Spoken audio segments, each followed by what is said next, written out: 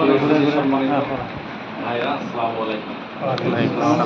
জানেন যে Bangladesh private car নামক একতা নামক যে আমাদের সংগঠনটি রয়েছে, এই সংগঠনটি আমরা যে তৈরি হয়েছে এর পিছনে অনেক ইতিহাস রয়েছে। আসলে ইতিহাস এগুলো বলতে গেলে অনেক সময় লাগছে, অনেক সময় লাগছে। সেজন্য আমি আপনাদের এত পর্যন্ত যেতে চাই না। আমি আজকে সংক্ষিপ্ত কথা বলে শেষ করতে চাই, যেটা আমাদের সেরকম বড় প্রোগ্রাম নয় এখানে।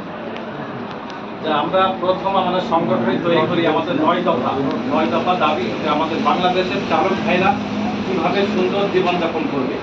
কারণ আমাদের যেভাবে আমরা অন্যায়, টর্চার, অবহেলিত হয়ে থাকি, অনেক সময় ক্লায়েন্টের কাছ থেকে আমরা যেভাবে টর্চার হয়ে থাকি, আসলে এগুলো শুনলে এক ভাইয়ের মুখ থেকে শুনলে আসলে খুবই দুঃখ আসে, খুবই দুঃখজনক।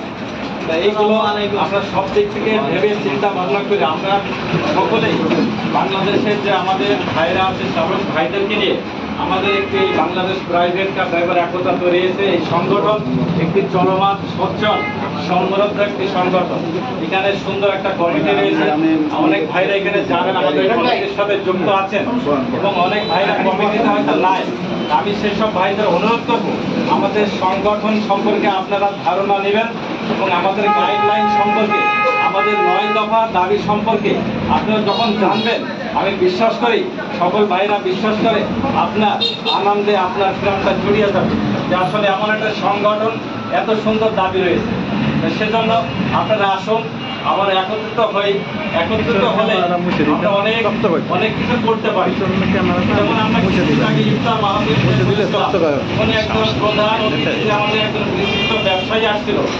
উনি বলছে আমাদের কার্যক্রম দেখে, আমাদের কথাবার্তা, আমাদের 9 দফা দাবি, আমাদের সংগঠনের যে গাইডলাইন রয়েছে সেগুলো জানার পরে সে বলছে আমি আগে ভাবতাম চালকরা হয়তো কিছুই করতে পারবে না, সারা জীবনে তো চালকরাই থাকবে, চালকেই থাকবে, কিন্তু আমি এখন বিশ্বাস করি তাদেরকে সুযোগ দিলে বাংলাদেশের চালক ভাইরা অনেক কিছু করতে পারে এবং অনেক দূর এগিয়ে যেতে পারে, তাদের একটু সুযোগ দিতে হয়।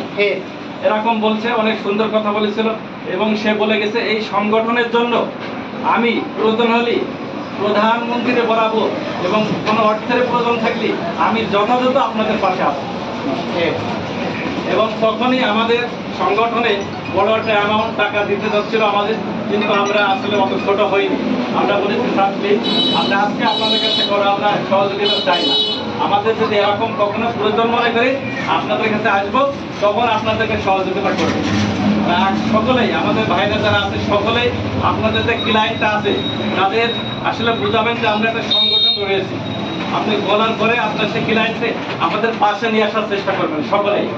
যেমন আমার ক্লায়েন্টকে আমি কিন্তু পাশে নিয়ে আসার চেষ্টা করি সবসময়। এরকম অনেক ভাইরা আছে যে তাদের এলো ক্লায়েন্ট যারা আছে তাদেরকে কিন্তু অবহিত করছে যে আমাদের এরকম একটা সংগঠন রয়েছে।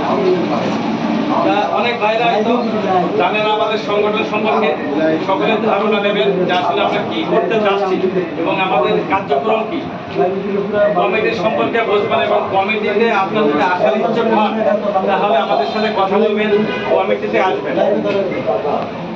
যাই হোক, আপনারা এখানে অনেক উপস্থিত হয়েছেন। আজকে আমাদের সেরকম বড় প্রোগ্রাম না, আমাদের সাধারণ সদস্য যারা আছে 1015 সদস্য আছে তাদের কিন্তু আমরা অবহিত করি নাই। আজকে আমরা চেয়েছি যে আমাদের কমিটির যে ভাইরা আছে আর আশেপাশে যে আমাদের সদস্যরা আছে, যাদের আমাদের সদস্য কাজ করে যাচ্ছে কিছু ভাইরা আছে, তাদেরকে নিয়ে আমরা একটা ছোটখাটো একটা মিটিং করবো, একটু আনন্দ আর কি পরামর্শ এইটার জন্য আমরা আজকে আসা।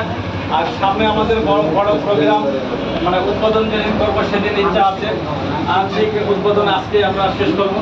আর বড় জায়গায় উদ্বোধন করবো আমরা, যেটা সেটা হয়তো পরে আপনার সকলে দেখতে পাবেন যে বড় সরকারের চিন্তা ভাবনা আছে আমাদের এখন করার। সকলেই দোয়া করবেন, সকলের পাশে থাকবেন, সবার জন্য সম্মান, ভালোবাসা, অভিযান বাংলাদেশ প্রাইভেট।